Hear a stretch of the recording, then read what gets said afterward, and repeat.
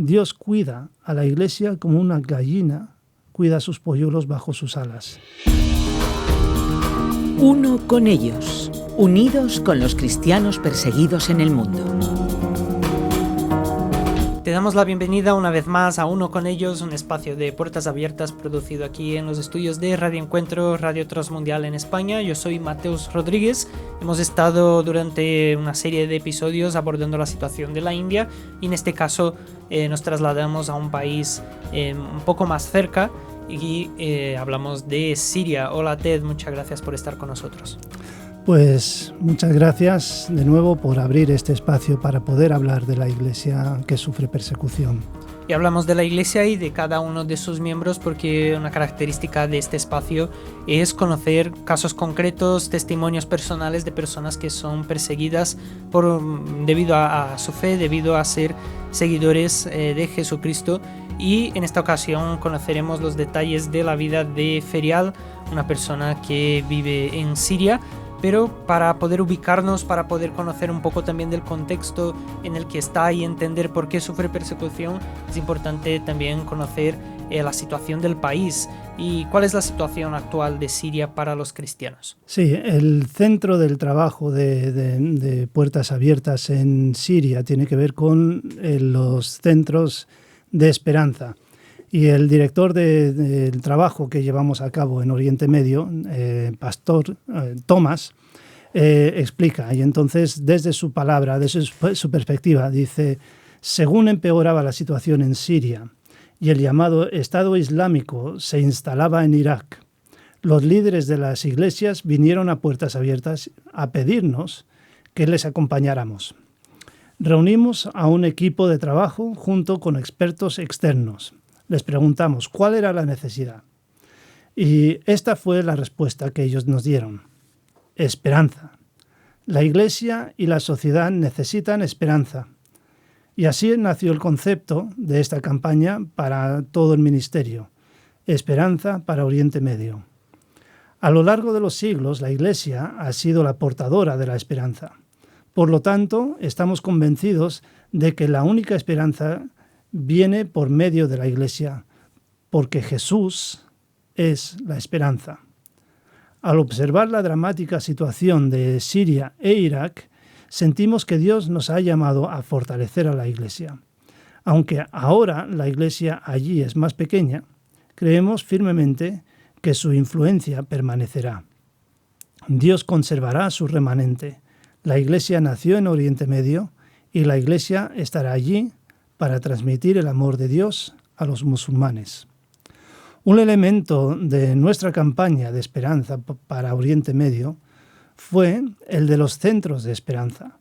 Los pastores y sacerdotes se ofrecían para ser parte de esta gran labor. De hecho, fueron ellos los que nos inspiraron y pusieron en práctica la idea del centro de esperanza. Crearon las condiciones para que las familias pudieran regresar y reconstruir sus vidas. Así nació la idea. Las iglesias como un lugar donde la gente vuelve a recibir esperanza. Un concepto innovador dentro de esta campaña fue que las iglesias de todas las confesiones pudieran ser centros de esperanza. Un centro de esperanza puede tomar muchas formas. A veces toma la forma de una oración por la necesidad de una persona o el asesoramiento pastoral. O también puede ser un lugar donde se puede leer la Biblia y aplicar la Biblia a la vida diaria. Y en otras ocasiones, pues la Iglesia puede proporcionar enseñanza bíblica sobre el sufrimiento, el dolor y la fe. Y para los jóvenes, los centros de esperanza se convierten en un lugar donde pueden relajarse, hacer música, recibir terapia artística o formación profesional. Las iglesias también pueden trabajar con las mujeres, las viudas, los hombres, los niños, a los cuales se les dan clases apropiadas para sus edades. A los necesitados se les da un paquete de alimentos. El resultado final ha sido que nuestra relación con las iglesias de Irak y Siria ha mejorado significativamente. Nuestro objetivo inicial era alcanzar 60 centros de esperanza en Siria y al final tenemos 160 centros en Siria y otros 126 en Irak. Ferial es una mujer que ha sido beneficiada por uno de esos centros de esperanza. Y hoy vamos a hablar de ella y ver cómo ese centro de esperanza pues ha cambiado su vida. ¿Y cómo fue que Ferial conoció el Centro de Esperanza? ¿Cómo llegó allí? También, ¿qué necesidades tenía no solamente ella, sino también su familia? Pues Ferial vivía en Alepo y es una ciudad conocida de Siria, y cuando estaban viviendo en Alepo, pues era el barrio de Alepo donde ellos vivían, era una zona donde se estaba atacando los diferentes bandos y había fuego cruzado continuamente, así que el peligro era inminente. Y Gandhi, el marido de Ferial, y Ferial decidieron mudarse a Latakia, un pueblo rural cerca de la costa, para cambiar su situación, porque allí Gandhi encontró un trabajo y también había un piso donde podían vivir. El piso era pequeño, los ingresos eran pocos, pero estaban allí y a veces tenían necesidades que no podían cubrir con los ingresos del trabajo de Gandhi. Y un día una vecina llegó a Ferial y le dijo que fuera a la iglesia nazarena y que allí le darían ayuda. Y Ferial se fue y se enamoró de la iglesia el primer día. Y a partir de ahí pues ha estado siempre en la iglesia. ¿Qué aportó la iglesia a estas personas, no solamente en la necesidad material, sino también en el aspecto espiritual? Y como mencionabas, estos centros también atienden a los más jóvenes, y aquí tenemos a Ferial y a su familia, incluyendo a los niños. ¿Cómo también pudo el centro y la iglesia como un todo ayudar a los niños en una circunstancia tan complicada? Pues Ferial era cristiana antes de llegar a este centro de esperanza. Entonces, no es que no conociera a Cristo, pero cuando llegó a la iglesia y se encontró con la gente que le ayudaba a conocer mejor a Cristo, pues también aprendió a amar mejor a Cristo. Y también aprendió sintió querida por la iglesia. Y aprendió a leer la Biblia y luego a vivir lo que dice. Y ella le dijo en una ocasión, dice, Dios está en nosotros, está con nosotros, nos cuida y nos alimenta. Dios cuida a la iglesia como una gallina cuida a sus polluelos bajo sus alas. Y dice que nunca se había sentido tan cuidada en su vida.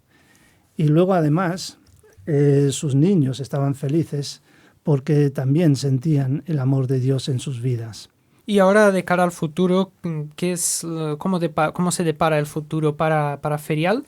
Y también pensando en lo que es la continuidad, el seguimiento para una persona como ella, ¿de qué manera aquellos cristianos que viven en otros lugares del mundo, incluso por ejemplo aquí en España o en otros países, viendo este episodio de Uno con Ellos, y quieren ayudar a Ferial, a su familia y a otros cristianos en Siria y en otros países, ¿de qué manera se puede aportar para que puedan tener un futuro en medio de una circunstancia de persecución? Ferial ha podido cambiar de perspectiva, donde antes se quejaba de todo y antes tenía una situación de angustia en la vida, ha cambiado a decir pues que tengo una visión de un futuro bueno y hermoso. A pesar de todas las crisis de la luz, del agua, la comida, la guerra, siento paz. Jesús no nos abandonará y estoy seguro o segura de que nuestro futuro será mejor.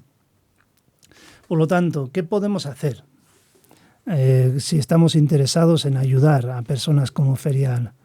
Pues siempre tenemos que orar, y cosas que podemos incluir en nuestra oración pues sería orar para que ella siga experimentando la paz de Dios en medio de tanta incertidumbre. Que también que esta guerra que ya lleva 11 años en marcha, pues que termine de una vez y que deje de haber tanta destrucción y tanta muerte, y que la Iglesia pues también siga siendo un centro de esperanza para los sirios, y orar de esta manera para que esto siga adelante. Y luego, pues, para ser prácticos y poder decir, pues, ¿cómo puedo saber cómo orar por la Iglesia en Siria o como otros cristianos en diferentes lugares? Pues hacerte compañero de oración.